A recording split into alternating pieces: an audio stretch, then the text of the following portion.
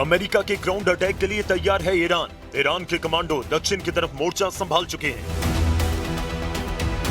एक तरफ अमेरिका की मरीन फोर्स और दूसरी तरफ ईरान के IRGC कमांडो। लड़ाई बहुत खतरनाक होनी जा रही है, ये आशंका पूरी दुनिया को है। इस जमीनी जंग में कौन किस पर भारी पड़ेगा, इसका फैसला न ईरान में हो रहा है न ही अमेरिका में। इस युद्ध में आगे की लड़ाई कंट्रोल करने के लिए रूस के राष्ट्रपति व्लादिमीर पुतिन ने किया है बड़ा फैसला। रूस ने अपनी सबसे खतरनाक फोर्स ईरान भेजने का इरादा जाहिर कर दिया है।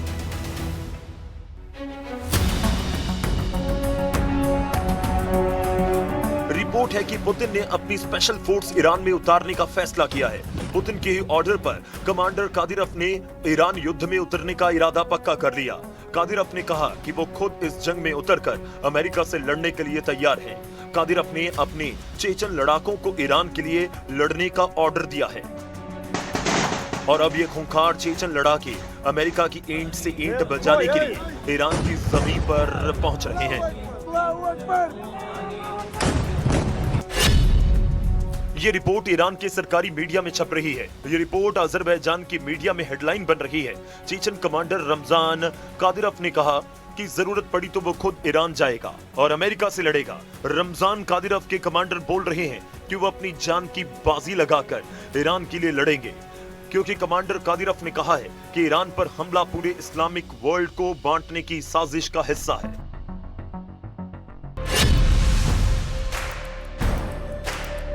यूक्रेन के मारियुपोल, बखमुत और रूस के कर्स्क में पूरी दुनिया के कादिरोव के लड़ाकों की बहादुरी देखी है। चेचन लड़ाके किस तरह लड़ते हैं, गोली और बारूद से डरते नहीं बल्कि उनके बीच जीते हैं। अब चेचन लड़ाकों की इसी बहादुरी को पुतिन ईरान में इस्तेमाल करना चाहते हैं। ये रिपोर्ट्स बता रही हैं कि अमेरिका को हराने के लिए पुतिन ने अपने जांबाज लड़ाकों को ईरान में उतारने का फैसला किया है।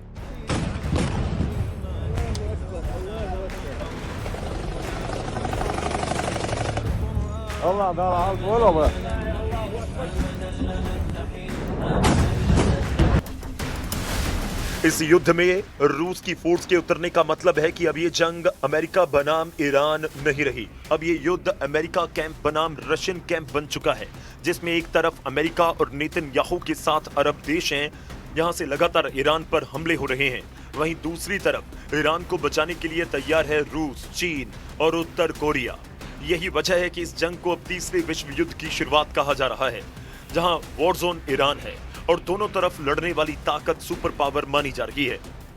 ईरान के खिलाफ ग्राउंड ऑपरेशन के लिए अमेरिका इसलिए मजबूर हो रहा है क्योंकि वो अब ईरान के मिसाइल अटैक को नहीं रोक पा रहा। ईरान की खुर्रम शहर और सेजिल मिसाइल किस तरह इजराइल पर हमला कर रही है, इसके वीडियो लगातार वायरल हो रहे हैं। ईरान लगातार अपनी मिसाइल पावर से इजराइल, अमेरिका और खाड़ी देशों को शॉक पर शॉक देता जा रहा है। ये इजराइल का आसमान है और यहाँ ईरान की बैलिस्टिक मिसाइल कैसे इजराइल की 2 इंटरसेप्टर को धोखा देती है। इस वीडियो ने नेतन्याहू को परेशान कर दिया क्योंकि उनकी पूरी ताकत ईरान के मिसाइलों को रोकने में जाया होती जा रही है। इजराइल के डिफेंस सिस्टम काम नहीं कर रहे हैं।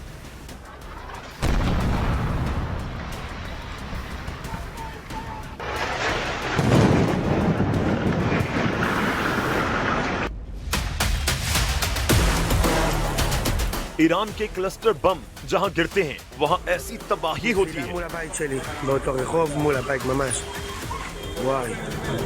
ऐसे हमलों के बाद की तबाही देखिए और इस दौरान बंकर में पनाह लिए हुए लोगों को देखिए। इजराइल में इस वक्त ईरान की मिसाइलों का बहुत ज्यादा खौफ है और इसकी वजह है वो एयर डिफेंस सिस्टम जो पूरी तरह से फेल हो चुके हैं। अब तक युद्ध में ईरान ने 1200 से ज्यादा बैलिस्टिक मिसाइल दागे हैं, 4000 से ज्यादा ड्रोन हमले किए हैं। ऐसे लगातार हमलों को रोकने के लिए इजराइल, अमेरिका और साथ ही अरब देशों ने पैट्रियट सिस्टम की 2500 इंटरसेप्टर मिसाइल दाग डाली है। ऐसा ही हाल बाकी एयर और मिसाइल डिफेंस सिस्टम का है। आयरन डोम जैसे मशहूर सिस्टम भी फेल साबित हुए और यही वजह है कि इजराइल में हालात बहुत ज्यादा दयनीय हो चुके हैं। वो ईरान की मिसाइल नहीं रोक पा रहे।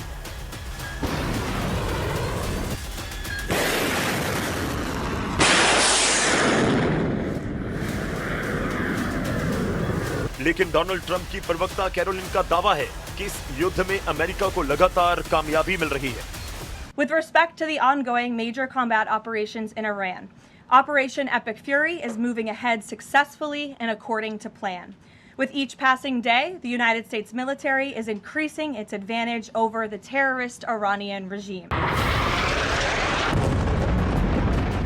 अमेरिका और इजराइल की दिक्कत यह है कि ग्राउंड ऑपरेशन अब उनके लिए मजबूरी बन चुका है और ईरान भी यही चाहता है कि किसी भी तरह अमेरिका अपनी फौज को जमीन पर उतारे ताकि मुकाबला आमने सामने का हो।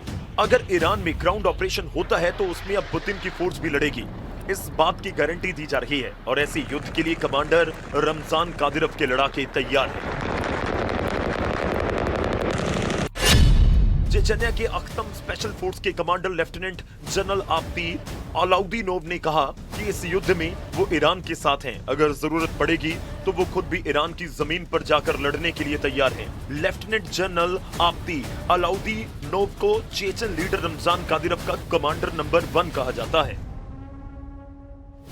आब्दी अलाउद्दीनोव चेचन्या की अखमत फोर्स का कमांडर है जो कादिरव की स्पेशल फोर्स मानी जाती है और इसी फोर्स ने कर्स्क और मारियोपोल में पुतिन को जीत दिलाई है। यही वजह है कि आब्दी अलाउद्दीनोव कर्स्क का किल कमांडर कहा जाता है और यही किल कमांडर अब ईरान में पहुंचकर अमेरिकी मरीन का सबसे बड़ा खौफ बनने को तैयार है। चेचन्या की फौज कैसे लड़ती है, इसके वीडियो लोगों ने यूक्रेन में देखे हैं। पुतिन का सबसे भरोसेमंद कमांडर रमजान कादिरव और उसका एक-एक लड़ाका अगर ईरान में उतरा तो जंग बहुत भीषण होगी। इस बात की गारंटी पुतिन कैंप से मिलने लगी है, लेकिन ट्रंप का मीडिया डिपार्टमेंट पूरी तरह इस युद्ध को अमेरिका के पक्ष में बता रहा है। Iran will no longer have the credible ability to threaten the United States or our allies, which is, of course, the overall objective and mission the president set out when he launched Operation Epic Fury. Trump Iran पर हमला करेंगे या खुद को बचाएंगे या फिर Israel के युद्ध में पूरी ताकत झोंक देंगे। जबकि नेतन्याहू ने साफ कर दिया है ईरान के खिलाफ ग्राउंड ऑपरेशन में इजराइल शामिल नहीं होगा और इसकी वजह है लेबनान का फ्रंट। एक तरफ ईरान पर हमला, दूसरी तरफ इजराइल पर अटैक। युद्ध में एक दूसरे को पूरी तरह खत्म करने के लिए एड़ी चोटी का जोर लगा रहे हैं ईरान और इजराइल। युद्ध कितना लंबा खिंचेगा ये तस्वीरें बता रही हैं। ईरान की पावर ग्रिड पर हमले के बाद इजराइल की बहुत ही खास रिफाइनरी टारगेट बनी है। यह है उत्तरी इजराइल का शहर हाइफा और यहाँ रिफाइनरी पर हुआ है हमला। तेल के भंडार धू धोकर जल रहे हैं, धुआं मीलों दूर से देखा जा सकता है। ये नेतन्याहू को बताने की कोशिश है कि ईरान पर हमला होगा या फिर लेबनान पर अटैक होगा तो इजराइल तक जवाब जरूर पहुंचेगा। ये हाइफा की मजान रिफाइनरी है जहां से इजराइल की जरूरत का 60% तेल तैयार किया जाता है।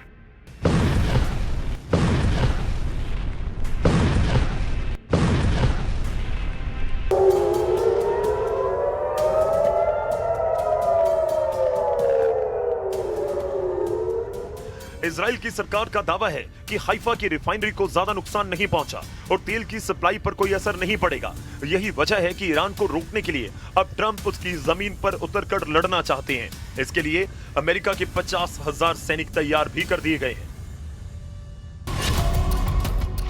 ईरान की सेना ने कहा कि फारस की खाड़ी और हॉर्मुज के समुद्री गलियारे में अमेरिका की फौज पहुंची तो वो शार्क मछलियों का खाना बन जाएगी।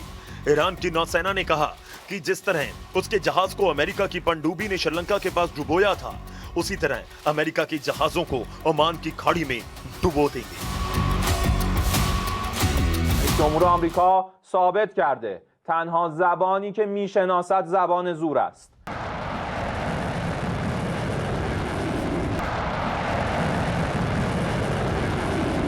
ईरान के सामने इस वक्त उसका दक्षिण का फ्रंट बहुत ज्यादा खतरनाक बन चुका है। यहां अमेरिकी फौज का उतरना ऐसा ऑपरेशन होगा जिसमें खून दोनों तरफ से बहेगा। इस बात की गारंटी डोनाल्ड ट्रंप और ईरान दोनों तरफ से दी जा रही है, लेकिन ईरान की वार्निंग ऐसी है जिसे ट्रंप और उनके कमांडरों को बहुत ही गंभीरता से लेना होगा।